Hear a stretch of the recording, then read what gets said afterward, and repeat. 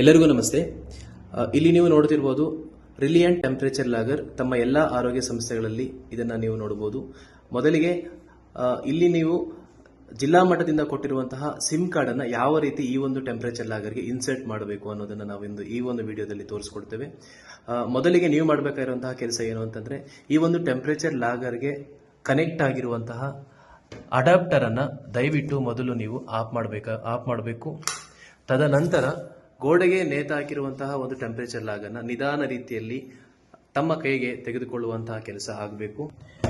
ತದನಂತರ ಹಿಂಬದಿಯಲ್ಲಿ ಇರುವಂತಹ 4 ಸ್ಕ್ರೂಗಳನ್ನು ಸ್ಕ್ರೂ ಡ್ರೈವರ್ ಅಥವಾ ಟೆಸ್ಟರ್ ಅನ್ನು ಬಳಸಿ ನಿಧಾನ ರೀತಿಯಲ್ಲಿ ಓಪನ್ ಮಾಡಿ, ಹಿಂದೆ ಇರುವಂತಹ ಕ್ಯಾಪ್ ಅನ್ನು ಓಪನ್ ಮಾಡಿ.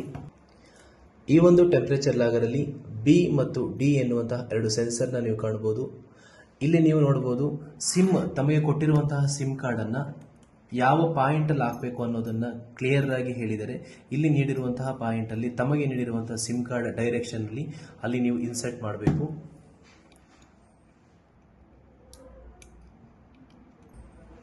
ಸಿಮ್ ಕಾರ್ಡ್ ಅನ್ನ ಇನ್ಸರ್ಟ್ ಮಾಡಿದ ತಕ್ಷಣ ನೀವಿಲ್ಲಿ ಗಮನಿಸಬಹುದು, ಟೆಂಪರೇಚರ್ ಲಾಗರ್ನ ಬಲಬದಿಯಲ್ಲಿ ಒಂದು ಸ್ವಿಚ್ ಇರುವಂತದ್ದು. ಆ ಸ್ವಿಚ್ ಅನ್ನು ಆನ್ ಮಾಡಿ 2 ಸೆಕೆಂಡ್ ವೆಯ್ಟ್ ಮಾಡಿದ ಕೂಡಲೇ ತಮ್ಮ ಒಂದು ಟೆಂಪರೇಚರ್ ಲಾಗರ್ ಆನ್ ಆಗುತ್ತೆ.